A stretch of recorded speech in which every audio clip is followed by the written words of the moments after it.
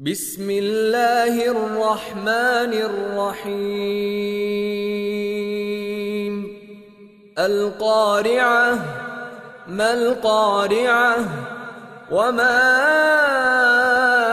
أدراك ما القارعة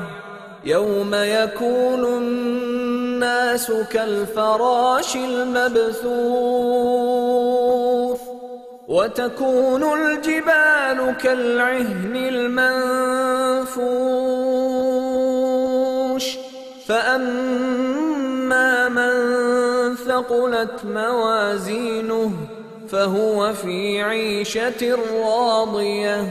وأما من خفت موازينه فأمه هاوية وما أدراك ما هي نار حامية